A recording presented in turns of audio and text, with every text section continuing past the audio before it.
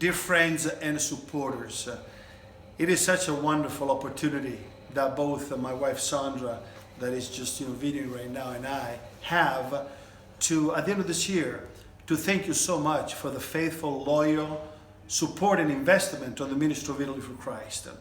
As you have resourced us, we have been resourcing so many ministries around the country.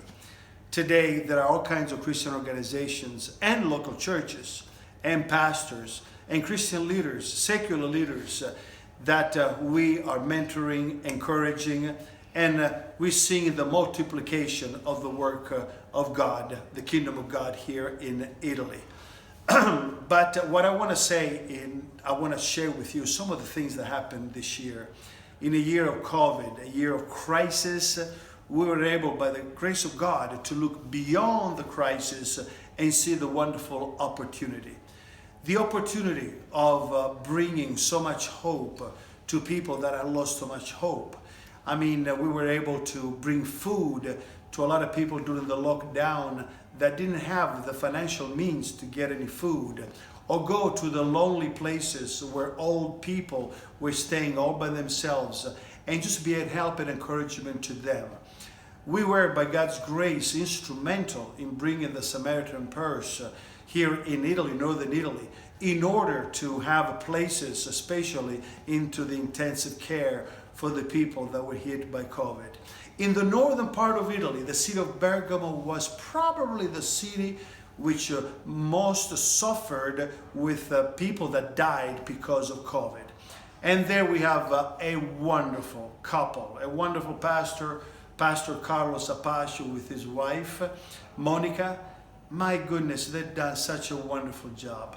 The year before, we had all kinds of problems trying to have permission for the church to minister in the social level, and as well as working with the youth and the forgotten ones of the city. But now, when you talk about Pastor Carlos, it's like you're talking about the Red Cross. Everybody loves him, from the mayor all the way down. Everybody had the experience of seeing what it means to be the light of the world and the salt of the earth. So that was really wonderful.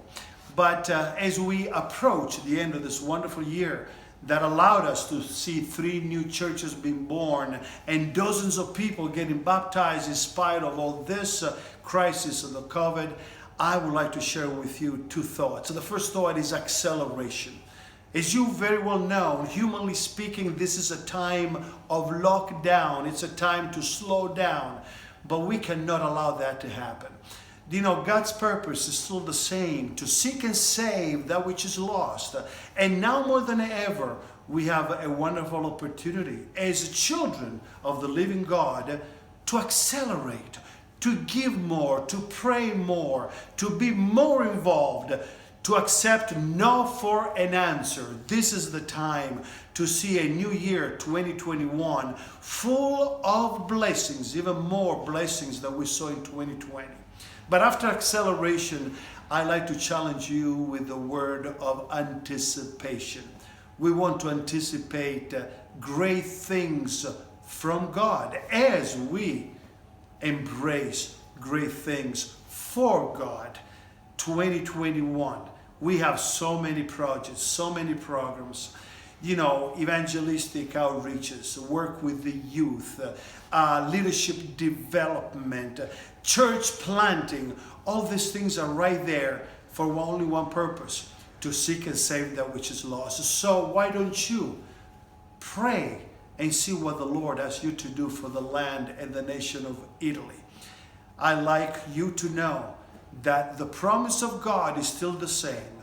The promise that says, the one who refreshes will be refreshed himself.